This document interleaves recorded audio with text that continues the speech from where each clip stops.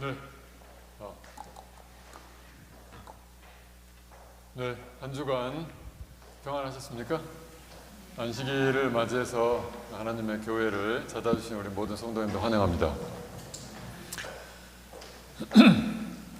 다시 한번 아름다운 찬양을 준비해 주신 찬양대원분들께 감사드립니다. 목소리가 하나면, 목소리가 한 가지면 아무리 많은 사람도 하나가 되는 것 같습니다. 네, 다시 한번 저희들에게 그 하늘의 모습, 하늘의 느낌을 보여주신 우리 찬양대원분들께 감사드립니다. 오늘은 한 그루의 나무에서 들리는 하나님의 뜻이라는 제목으로 말씀드리겠습니다. 이 제목에서 우리가 확인할 수 있듯이 한 그루의 나무에서요, 우리가 그 한 그루의 나무를 자세히 보면 거기에서 들려오는 하나님의 뜻을 확인해 볼 수 있습니다. 오늘 그 뜻이 무엇인지 확인해 보도록 하겠습니다.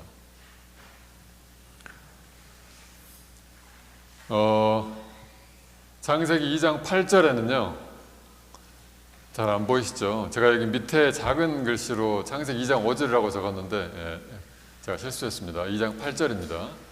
하나님의 말씀 제가 읽겠습니다. 여호와 하나님이 동방의 에덴에 동산을 창설하시고 그 지으신 사람을 거기 두시고 여호와 하나님이 그 땅에서 보기에 아름답고 먹기에 좋은 나무가 나게 하시니 동산 가운데에는 생명나무와 선악을 알게 하는 나무도 있더라. 성경은 동산 중앙에 생명나무와 선악을 알게 하는 나무가 있다라고 저에게 가르쳐 줍니다.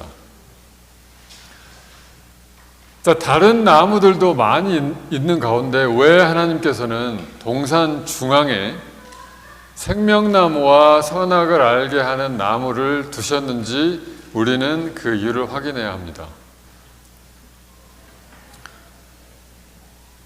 예수님께서요, 제자들을 가르치실 때 여러 가지 많은 교훈과 가르침으로 그들을 가르치셨습니다. 그런데 그 중에 한 가지 비유를 저희가 비유를 전체를 살필 건 아니고요, 그 비유 가운데 예수님의 의도가 들어있다는 걸 확인해 보기 위해서 잠깐만 살펴보겠습니다.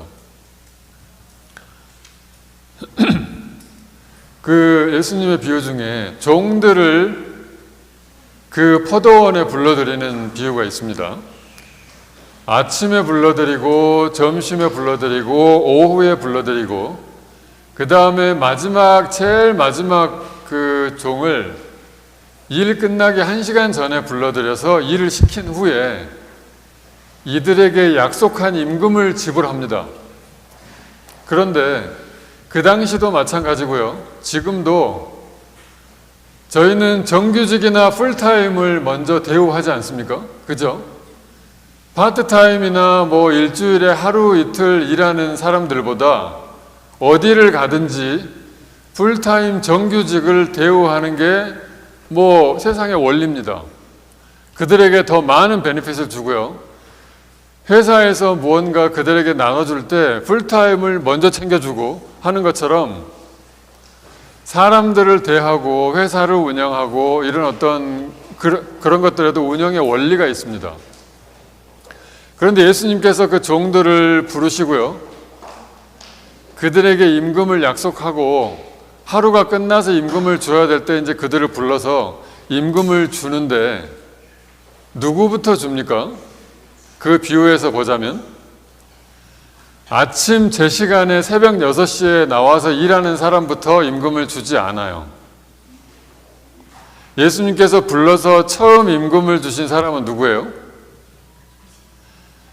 네, 하루가 끝나갈 시점에 일하러 와서 1시간 일하고 지금 이제 돌아가야 되는 사람부터 임금을 줍니다. 그런데 아침 6시부터 와서 일하는 사람과 동일한 임금을 줘요. 이 부분에서 우리가 확인할 수 있는 것은 그 당시에 통용되던 그 어떤 회사나 어떤 단체를 운영하는 원리를 예수님께서 거슬러서 사람들에게 그 반대로 임금을 지급하는 걸 저희는 확인해 볼 수 있습니다.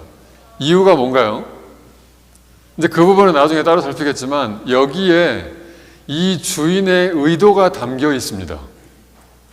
우리는 그 비유에서 그 의도를 알아야 이 주인이 왜 아침에 일찍 온 사람부터 임금을 지불하지 않고 그 사람들이 다 서서 지금 보고 있는데도 불구하고 맨 마지막에 온 사람, 1시간 전에 온 사람을 불러서 하루 종일 열심히 일한 사람에게 줘야 되는 임금을 이 사람에게도 주는지 우리는 그 주인의 의도를 명확하게 알아야 그 비유가 우리에게 도움이 됩니다. 동일한 것처럼요. 창조 후에 아담과 하와를 지으시고요. 동산 중앙에 왜 굳이 거기에 생명나무와 선악을 알게 하는 나무를 두셨는지 우리는 이 이유를 명확하게 알아야 합니다. 왜냐하면 이게 지금 동산 중앙에 있는 결론부터 말씀드리면 이 동산 중앙에 있는 선악을 알게 하는 나무를 두신 이 패턴이요. 하나님께서 인간들을 향해서 인간들을 대하실 때 계속해서 나타나는 패턴이에요. 선악과를 인간에게 준다는 뜻의 패턴이 아니라 하나님께서 뭔가 이런 동산 중앙에 왜 그 가운데 동산 중앙에 선악과를 두게 하실 수밖에 없었는지에 대한 패턴이 동일하게 나타납니다. 계속해서 나타나요.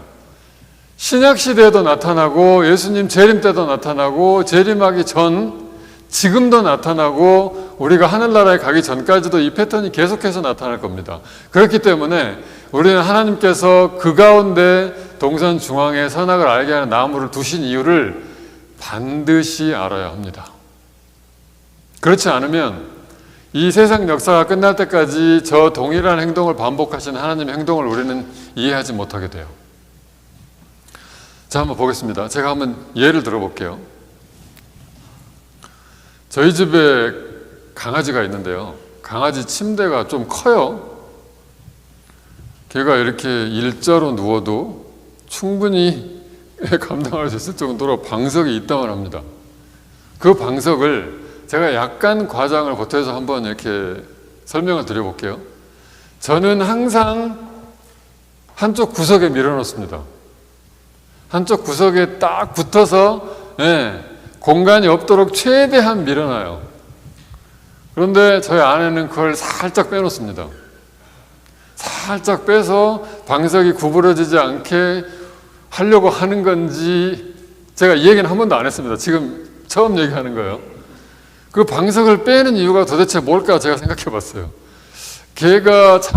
강아지가 자면서 벽에 머리를 부딪히지 말라고 빼는 건지 아니면 걔에게 편안한 공간을 주려고 빼는 건지 제가 또 이제 모른 척하고 은근슬쩍 벽으로 바싹 붙여놨습니다. 왜냐하면 거기에 왔다 갔다 하는데 사람이 차지하는 공간도 아니고 동물이 굳이 그 자리를 넓게 차지해야 되나라는 생각으로 저는 바싹 밀어놔요. 밀어놓으면 또 어느 날 나와 있습니다. 뭘까? 이유가 뭘까 도대체? 아직도 못 찾고 있습니다. 근데 나중에 한 번에 물어봐야 되는데 여러분 이런 것처럼요. 행동에는 패턴이 있고요. 그 패턴의 의미를 알면 여러 가지가 쉬워집니다.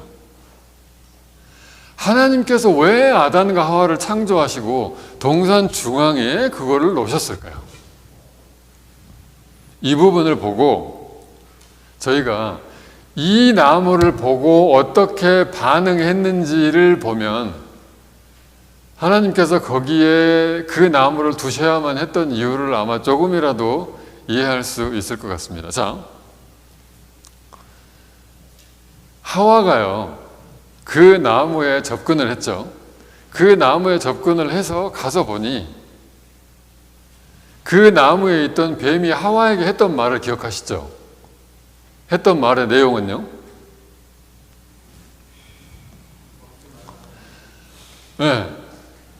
하나님이 정말 이 나무를 먹지 말라 하시더냐? 이 부분이었죠. 그 나무 위에서 했던 뱀의 말을 보면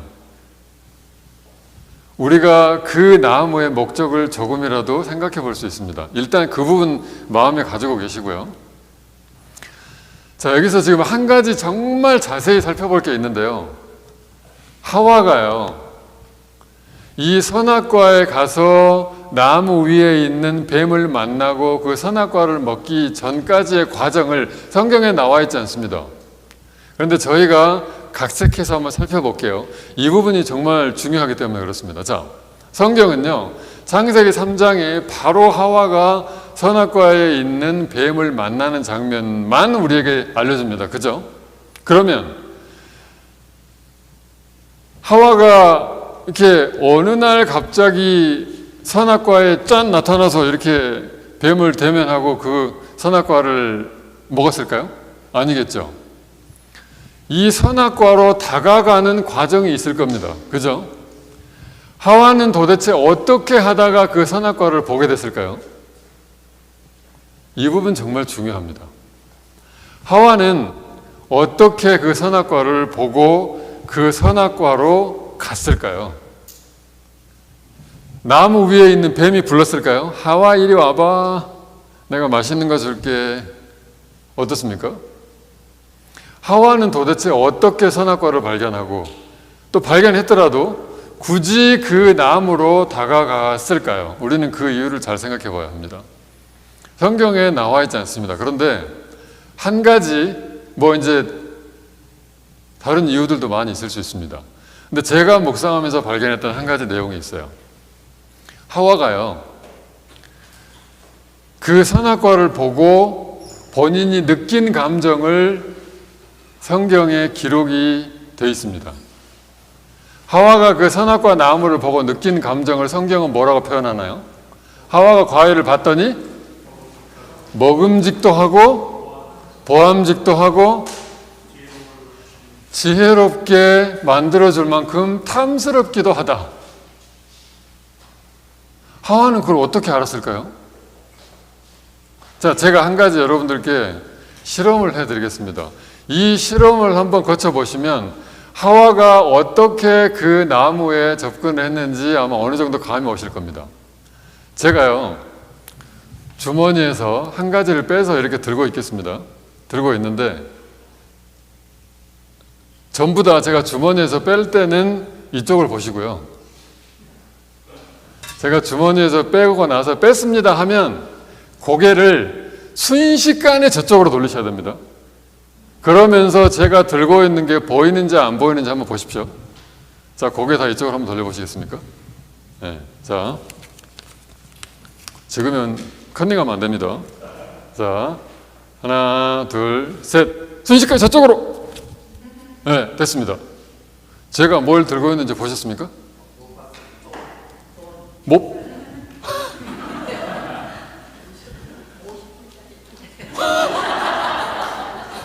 초능력입니다. 초능력. 와, 네. 이렇게 빨리 보면 제가 뭘 들고 있었는지 보이지가 않죠. 보이지가 않습니다. 이쪽 한번 봐보시겠습니까?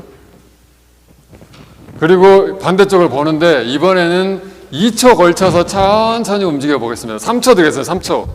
자, 하나, 둘, 셋. 3초 거쳐서 저쪽으로 한번 보십시오. 오케이. 자, 이제 제가 뭘 들고 있는지 보이시나요? 보이셨죠?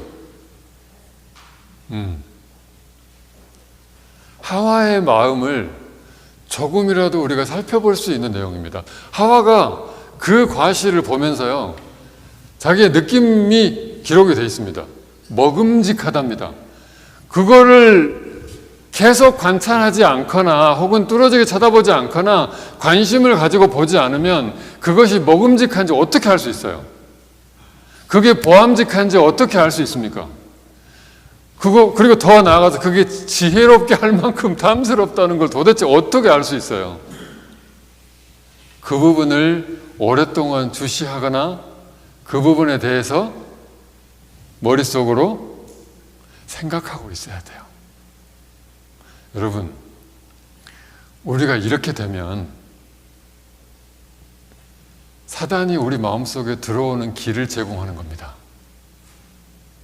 하나님의 말씀을요, 우리가 그걸 마음속에 잠시라도 생각해서 의심을 하게 되면 사단은 예외 없이 우리 마음속에 들어와서 따리를 틀어버립니다. 우리는 아니라고 생각하겠죠. 우리는 아니라고 생각하지만 하나님이 우리에게 주신 하늘의 원리를 우리가 마음속에 간직하면서 우리의 의지대로 그것을 지켜나가야겠다라고 하지 않으면 사단은 그 자리에 들어와서 우리 마음을 다스려버립니다. 동산 중앙에 하나님께서 생명나무와 선악을 알게 하는 나무를 두셨어요. 이게 몇 그루입니까?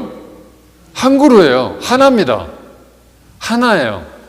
그 많은 나무들 중에 하나님이 생명과와 선악을 알게 하는 나무를 두시고 선악을 알게 하는 나무는 먹지 말라 하셨어요. 먹지 말라 하셨습니다. 먹지 마. 왜? 먹는 날에는 너희가 죽으리라. 그러면 생명나무, 선악을 알게 하는 나무에 접근하기 전 하와의 마음을 한번 볼까요? 그 나무를 생각할 수 있었던 처음 액션이 어떻게 시작이 됐을까요? 생각을 하고 마음속에 품었으니까 그쪽으로 발길이 옮겨졌겠죠? 이 부분을 우리가 충분히 묵상하게 되면 창세기 3장 15절, 16절, 17절에 나오는 뱀과 아담과 하와에게 주신 하나님의 구속의 경륜의 해결책들이 서서히 우리 마음속에 그 방법이 다가오기 시작합니다. 지금은 여기 앉아 계신 성도님들 그게 왜? 자, 3장 16절이 뭡니까? 하나님께서 우리에게 해결책을 주신 거예요. 해결책을. 3장 16절은 특별히 하와와 하와의 후손들에게 다시 돌아올 수 있는 해결책을 하나님 생각하셔서 주신 겁니다. 잉태하는 고통을 더하고 남편을 사모하는 그 이렇게 두 가지를 주셨어요. 이 부분을 보면 볼 때마다 소화가 안 되시죠? 네. 하나님이 이해가 안 됩니다. 왜 우리한테만? 그리고 남자도 마찬가지입니다. 평생 동안 땀을 흘려야 먹을 수 있도록 하나님께서 해주셨어요. 억울합니다. 그죠? 좀 예전에 그때 이렇게 생명나무들, 우리 이렇게 옆에 이렇게 자라게 해주시면 안 됩니까? 이것이 죄를 지은 인류임에도 불구하고 그들이 행복할 수 있도록 원리를 주셨는데 우리는 그 원리를 받아들이지 않습니다. 왜 나에게? 왜 우리에게? 왜 이런 걸 허락하셔서? 받아들일 마음이 전혀 없어요. 그건 또 나중에 또 한번 이렇게 살펴보기로 하고요. 이런 마음의 상태를 한번 잘 생각해 보시면서 하와가 선악과에 도달하기 전, 성경에 나와 있지 않습니다. 도달하기 전에 상태를 한번 우리가 생각해 볼게요.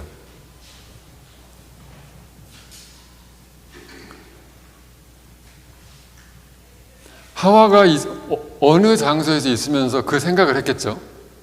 그 생각을 했습니다. 그런데 나중에 보면 아담이 하와가 선악과로 갔다는 사실을 알았을까요? 몰랐을까요? 성경의 내용을 우리가 추측해서 보면 알았을까요? 네. 없어졌으니까 알았을 수도 있죠. 네. 이 부분을 우리가 이렇게 잘 보면 하와는 아담에게 그 내용을 말을 안 했을 수도 있습니다. 그죠? 네. 말을 했으면 어떻게 됐을까요? 잡았을 수도 있겠죠. 그래서 하나님께서 인류를 위해서 준비하신 하나님의 구원의 법칙은요, 아담과 하와가 살짝 다릅니다. 전체적으로 보면 같지만 하나님께서 아담과 하와를 다르게 창조하셨기 때문에 그 둘을 향한 구원의 계획, 구원의 법칙은 애시당초 다르게 제시가 됐어요. 만약에 그 둘이 동일했으면 둘에게 동일한 내용을 주셨겠죠.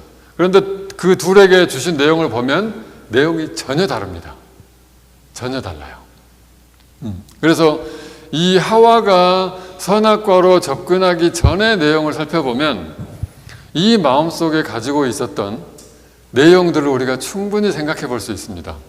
우리 전부 다 그런 거 이렇게 경험해 보셨잖아요. 어렸을 때 뭔가 남의 물건이 가지고 싶거나 뭔가 훔치고 싶을 때 막 심장이 막 이렇게, 네. 뭔가 하지 말아야 되는 일을 할 때 심장이 막 밖에까지 두근거리는 걸 우리는 느껴봤잖아요. 그죠? 하와 역시 하나님께서 하지 말라고 하신 그 부분에 본인이 마음속에 그 내용을 품었을 때 그런 여러 가지 것들이 동일하게 일어났을 겁니다. 그럼에도 불구하고 하와는 어떻게 했습니까? 갔어요. 갔습니다. 갔어요. 무슨 생각을 하면서 갔을까요? 뭐 여러 가지 많은 생각이지만 그 방향을 하나로 줄여보면 저 똑같아 보이는 열매 안에 어떻게 저 안에 죽음이 있을 수 있을까? 저걸 먹으면 죽는다고? 어떻게 죽을 수가 있지? 라는 내용부터 시작해서 정말 많은 내용들이 하와의 마음속에 있었겠죠.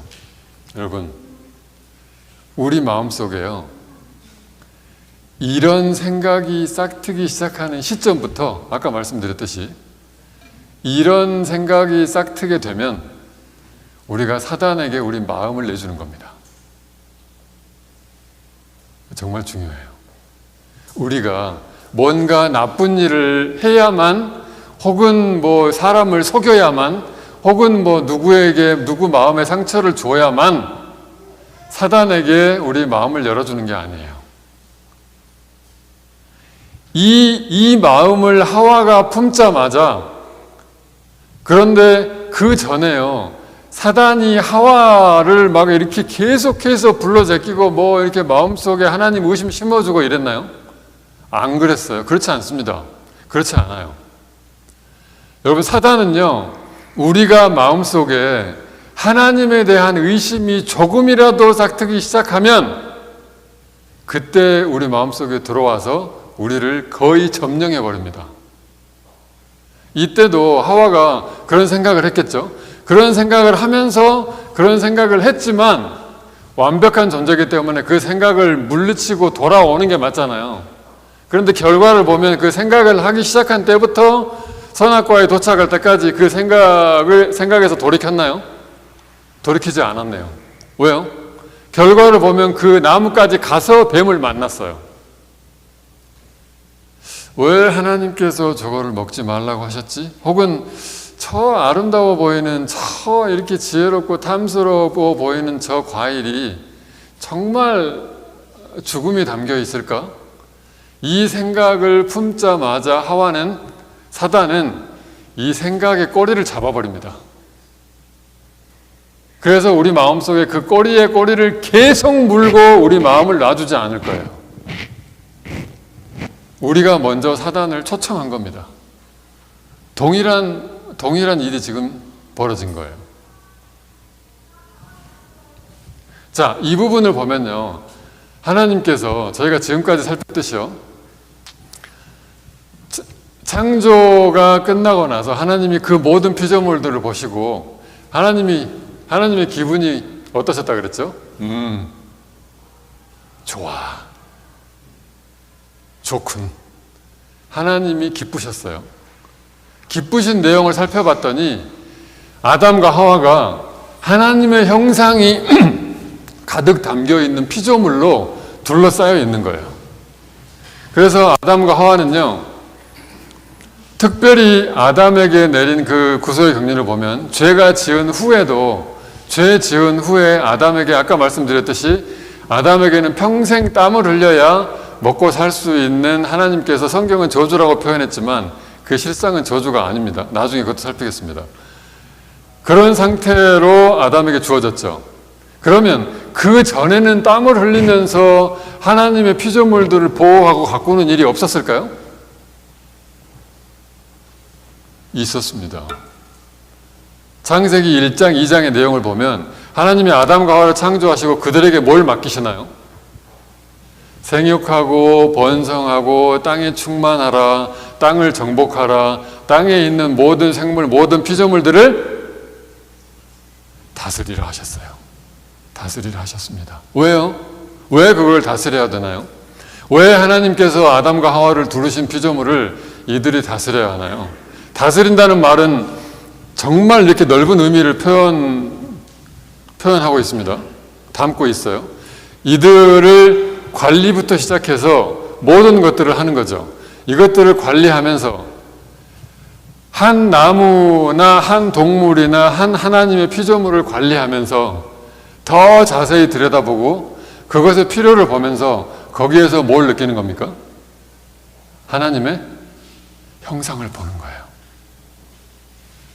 어디를 가든지 하나님의 형상을 봐야 될 필요가 있었던 아담과 하와였습니다. 그렇게 완벽한 공간인데요? 네.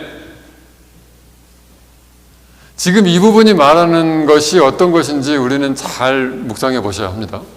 그 완벽한 공간에 뭐가 그렇게 부족하길래 하나님은 이 둘에게도 남자와 여자를 짝지어 주셨나요? 독처하는 것이 좋지 못하대요. 그 완벽한 공간에 죄도 아직 들어오지 않았던 공간입니다. 죄도 아직 들어오지 않았던 공간에 뭐가 좋지 않은 게 있을 수가 있나요? 그런데 하나님께서 말씀하셨어요. 아담의 독처하는 것이 좋지 못하니. 뭐가 도대체 좋지 못하다는 이야기일까요? 우리가 그 구절을 볼 때마다 생각나는 거 있죠. 아, 역시 사람은 혼자 있어서는 안 돼.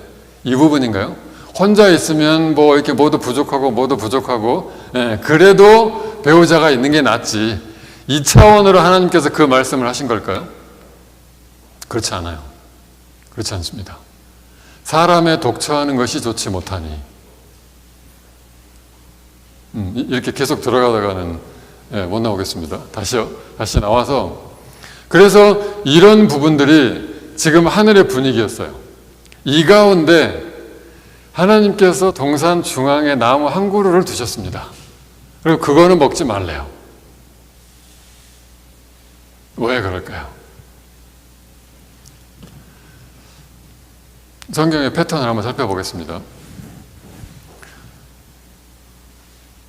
성경은요, 이렇게 하나님께서 동산 중앙에 이걸 두시고 먹지 말라 하신 이 내용처럼 이 내용이 그대로 반복이 됩니다. 욥의 이야기를 한번 볼까요? 욥도 그렇고요, 요셉도 그렇고요, 가인도 그렇고요, 예수님도 그랬고요, 신약의 바울도 그랬고, 스데반도 그랬고, 제자들도 그랬고, 이게 계속 이렇게 반복이 돼요. 자, 욥의 격을 한번 보겠습니다. 욥기 1장, 2장의 내용인데요. 자세하게 살피진 않겠습니다. 전부 다 알고 계신 내용이죠.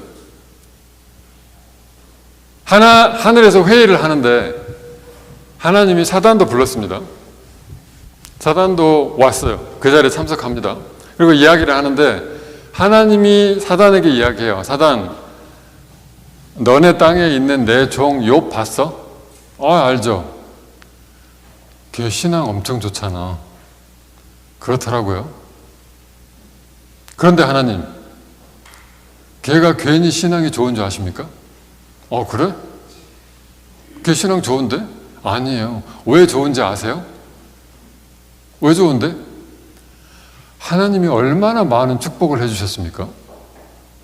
그 축복 다 한번 뺏어보세요. 그래도 신앙 좋을까요? 결과가 어떻게 됐습니까? 그래, 가서 욥의 생명만은 건드리지 말고 네가 할 수 있는 거 해봐라.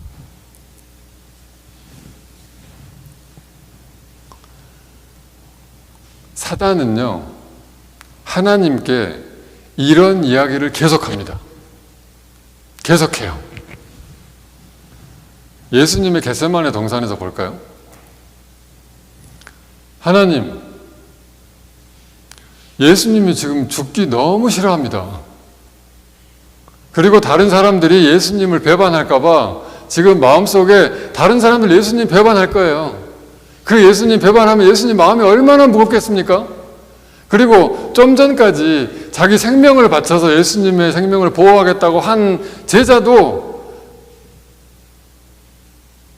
그렇게 이야기했던 예수님의 제자도 예수님 배반할 거예요. 전부 다 배반하고 돌아가 버릴 겁니다. 그런데도 불구하고 예수님이 이 일을 잘 할 수 있을까요? 그 이야기를 계속하는 겁니다. 계속하는 거예요. 에덴 동산에서도요, 사단이 이 지금 나무를 통해서 하나님께 계속해서 이야기를 하고 있는 겁니다. 이들에게도 이야기를 하는 거예요. 야, 너네 하나님이 그 나무를 먹지 말라 한 이유가 진짜 뭔지 알아? 저 나무 먹으면 죽는데 그래서 먹지 말라 하셨어. 아니야. 너네가 그 나무 먹으면 하나님하고 똑같이 돼. 하나님은 그게 싫은 거야. 그래서 먹지 말라고 하신 거야. 이 지금 성경에 나타난 패턴을 보면요, 우리가 아담과 하와가, 혹은 우리가, 혹은 예수님이, 혹은 스데반이, 혹은 야곱이, 혹은 요셉이 하나님께서 주신 약속을 확실하게 믿고 그대로 나갈 건지, 아니면 내가 이 땅에서 살고 내가 좀 경험도 있고 돈도 있고 뭐도 좀 있고 명예도 있고 하니까 하나님의 이야기를 조금 뒤로 하고 무시하고 내 방식대로 해볼 건지를 우리에게 결정하도록 하시는 거예요. 결정하도록 하시는 겁니다. 그게 선악과 때부터 끊임없이 우리의 주변에서 반복이 되는 거예요. 그 일이 우리 각자의 주변에서도 매일 매 순간 반복이 될 겁니다. 그때 우리는 어떻게 우리 마음을 확인하고 어떻게 그 마음에서 일어나는 그 사단의 목소리를 제어할 것인지는 우리 각자가 해야 될 몫입니다. 이건 절대로 가까운 사람이나 나의 배우자나 교회에 있는 목회자나 혹은 뭐 이렇게 다른 사람들이 해줄 수 있는 일이 아니에요. 그런 마음속에 동기가 들 때, 하나님을 조금 의심해 보고 싶을 때, 하나님은 이렇게 하라고 하셨는데 그건 아닌 것 같아 왠지, 뭔가 좀 이렇게 다른 방법이 있지 않을까라는 생각을 할 때, 그때에 우리는 우리 마음을 지켜서 우리가 스스로 결정을 내려야 합니다. 그렇지 않으면 나의 평생 동안 사단을 따라다닐 거예요. 우리의 뒤에 귀신이 붙어 다닐 겁니다.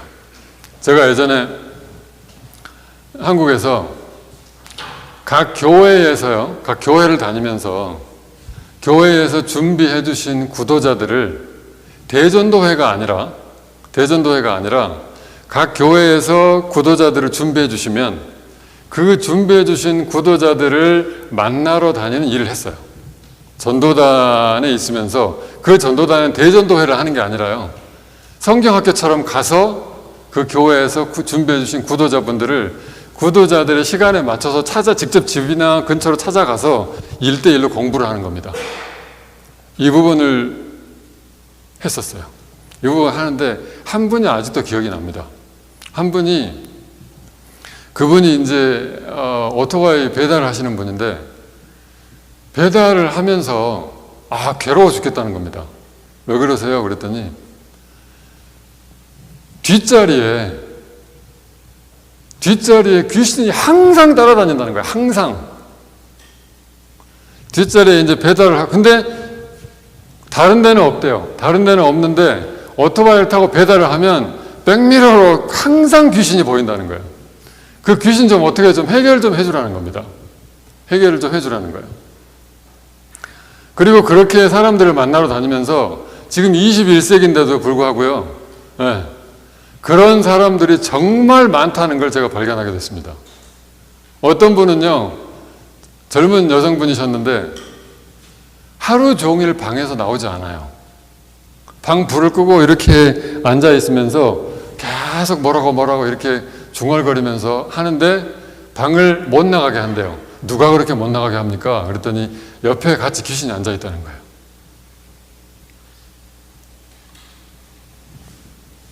여러분, 그렇게 귀신이 따라다니는 분만이 귀신이 들린 게 아니라, 그렇게 사단이 따라다니는 사람만이 사단을 초청하는 게 아니라, 하나님의 목소리를 알고 있음에도 불구하고 이 하나님의 목소리 살짝 좀 어떻게 좀 이렇게 좀 해보면 되지 않겠어?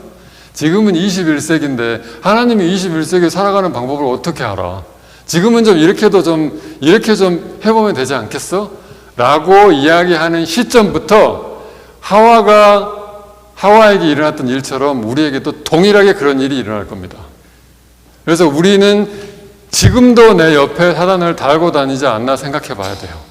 왜냐하면 하나님의 말씀을 내 방식대로, 내 임의대로, 내 생각대로 무시할 때 무시하고 있기 때문입니다. 여러분, 원수를 사랑하라 누가 말씀하셨습니까? 하나님이 말씀하셨죠. 사랑하고 계십니까? 하나님, 잠깐만. 내가 다른 건 하겠는데 원수는 아니죠. 그 사람이 내 마음을 얼마나 아프게 했는데 원수는 아닌 것 같습니다. 이미 귀신이 붙은 겁니다.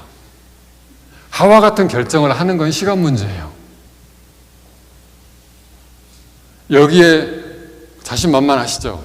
하와도 자신만만했어요. 하와 때문에, 아담과 하와 때문에 온 인류의 역사가 지금 이렇게 바뀐 겁니다.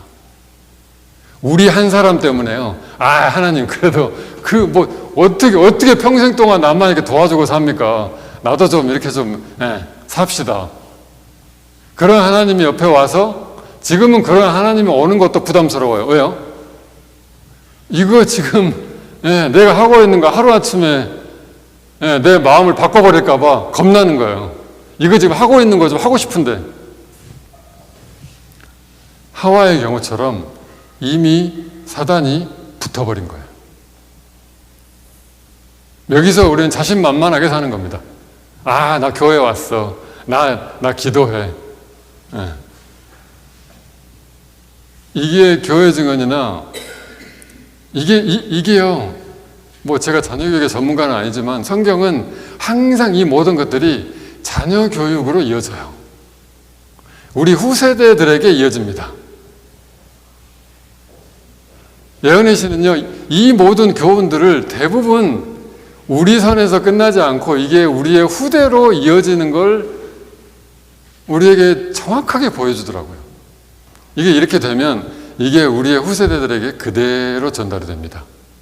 그래서 교육책이나 혹은 이렇게 세자녀 지도법 이런 곳에 보면 우리가 굳이 사단을 가르치지 않았는데도 불구하고 이미 우리의 눈빛이나 우리가 뱉어내는 말이나 우리가 자녀들 앞에서 험담하고 교회 이야기하고 교회 누구 지도자 이야기하고 이런 것들을 이미 자녀들은 다 알고 있어요. 여긴 재난입니다. 재난. 이러면 이미 그들은 이거 제 말 아닙니다. 코테이션이에요. 사단의 교육을 잘 받아온 거예요. 명심하셔야 합니다. 정말 조심해야 해요. 그게 우리가 지금까지 뿌려온 씨앗일 수 있어요.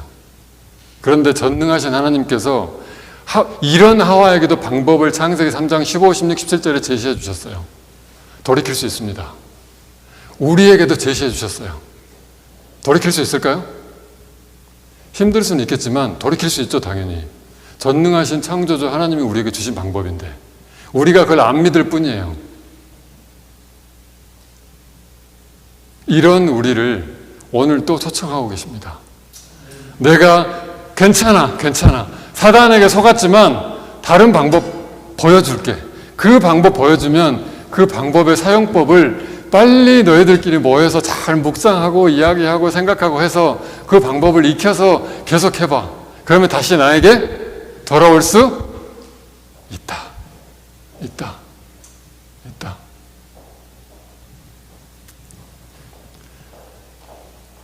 한 그루의 나무에서 들리는 하나님의 뜻이 오늘 우리에게 전해졌습니다. 이 마음속에 지금 자리 잡은 이제 전부 다 이렇게 동일한 메시지가 자리 잡지는 않았을 겁니다. 지금 이 시간 이 말씀을 통해서 우리에게 주시는 그 하나님의 말씀을 마음속에 잘 간직하게 되시길 바랍니다. 그래서 더 밝은 빛을 하나님께서 보여달라고 우리는 구하기만 하면 되는 거예요. 저희에게 들려주신 이 선과 선악을 알게 하는 이 나무에서 들리는 하나님의 뜻을요, 더욱더 정확하게 확인하고 또 그것이 우리 마음속에 깊이 이렇게 심겨질 수 있는 한 주가 되기를 간절히 바라면서 오늘 말씀 마치도록 하겠습니다.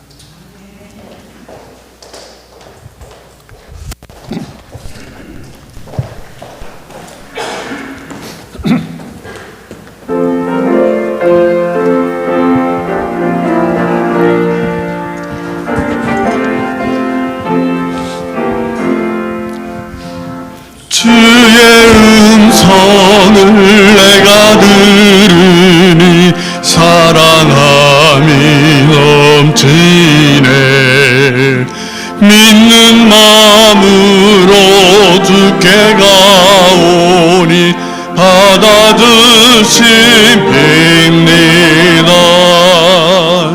내가 매일 더욱 가까이 십자가로 가오니 구세주의 보혈 흘린 그곳에 나를 인도하소서.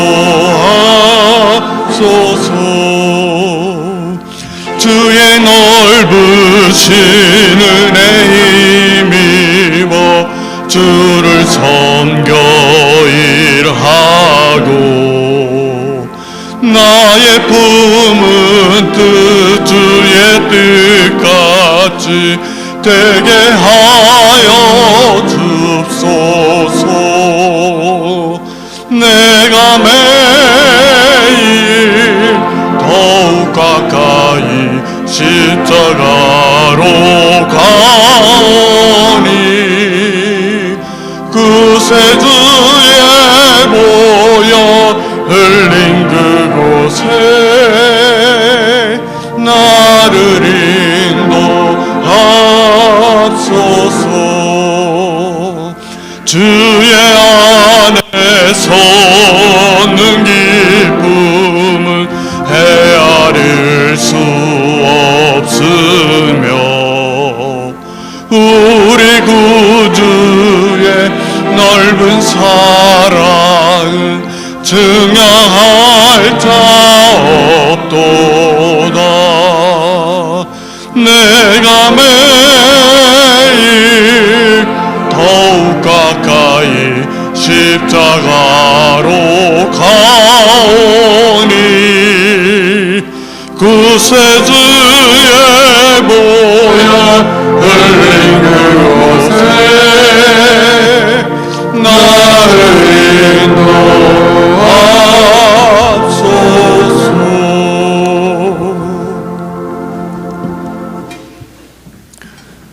하나님이 그 지으신 모든 것을 보시기에 심히 좋았더라. 아버지 하나님께서 가지고 계신 그 기쁨, 저희들도 확인하고 저희 마음속에 품고 싶습니다. 그 기쁨이 저희 마음속에 동일하게 자리 잡을 수 있도록 인도하여 주시옵기를 예수님의 이름으로 기도합니다.